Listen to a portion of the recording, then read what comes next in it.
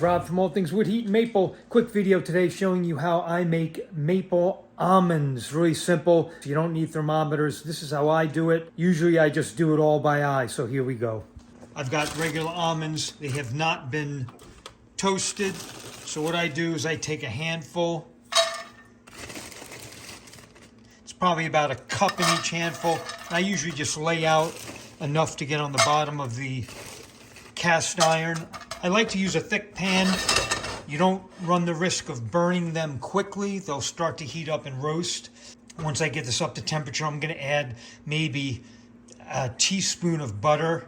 Once they're browned up, I'm going to coat it. I'm going to hit it with some salt. Then we'll hit it with our maple. But meanwhile, let me just warm this pan up. This is a cold cast iron skillet.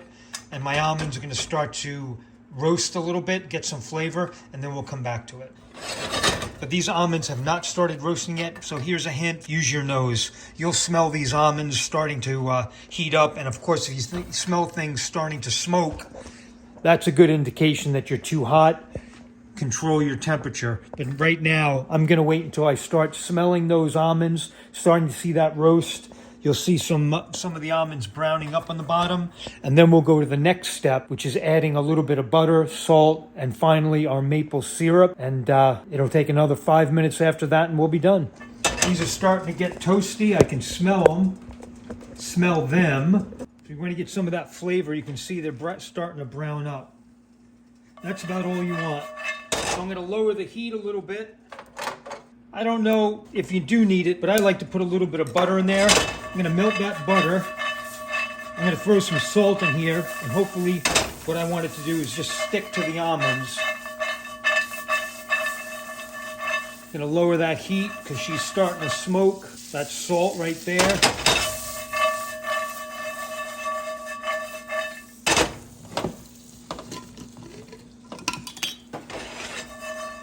Take that off the heat. This is how much I've got. I've got about 16 ounces in this container. 400 milliliters. That's 16 ounces there. I'm not going to measure. It's probably about half a pint. The more you add, the sweeter it's going to get. You can see that moisture is starting to cook off now, and that's what we want to do.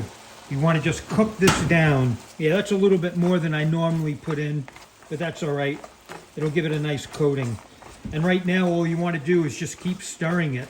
If it boils over, you're obviously too hot. If you need to, take it off the heat and blow on it. You do not want to get this maple syrup on your skin. It's hot, hot, hot, and it's going to stick like glue. Not going to be fun at all. Meanwhile, giving myself a little bit of a clear area here.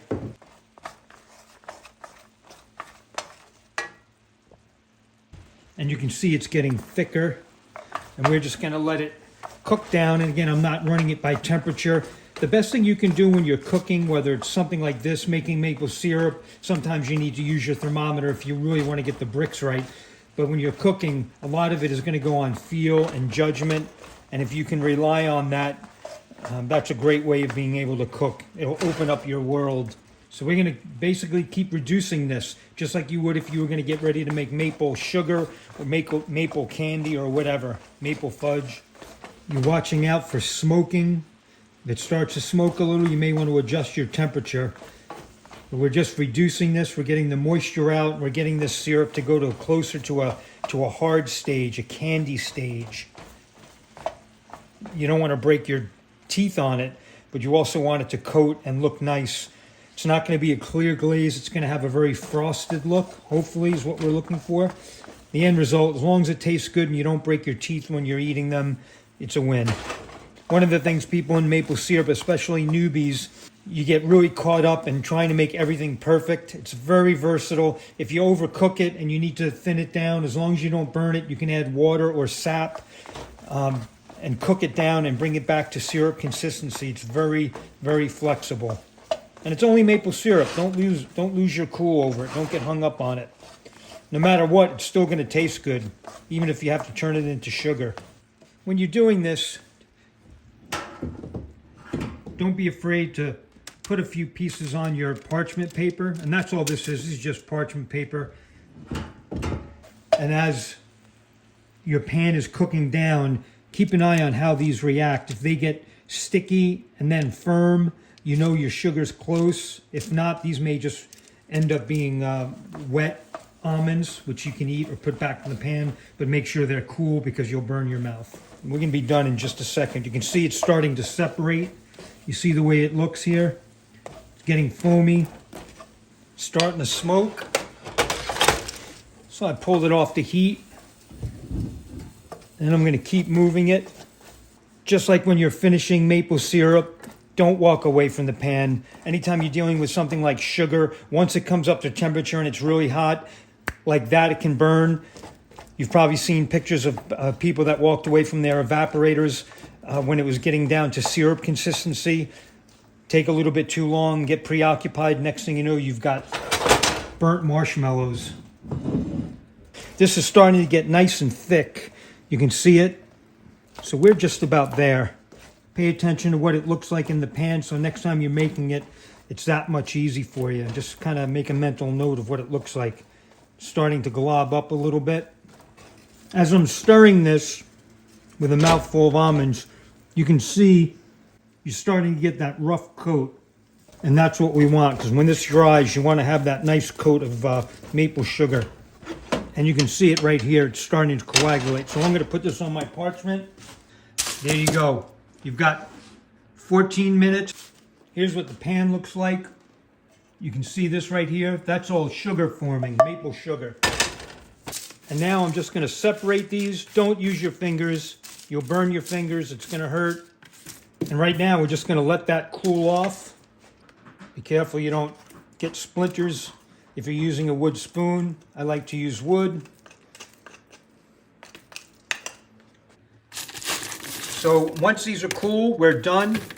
If they're salty enough for you now, great. If you need to add a little bit of salt, you can while they're still hot. That'll give that nice little salt, sugar, kind of contrast the flavors a little bit.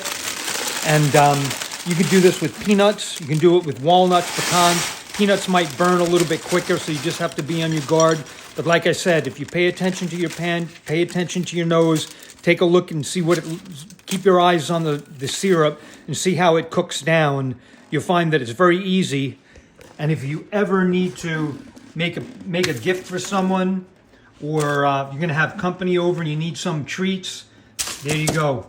You've got 14 minutes and you've got some homemade glazed almonds. Smash that like button, hit the subscribe button. Let me know in the comments what you do with your maple syrup. If you make almonds, peanuts, creams, taffy, whatever you make, I want to know. Put it in the comments. We'll see you on the next one.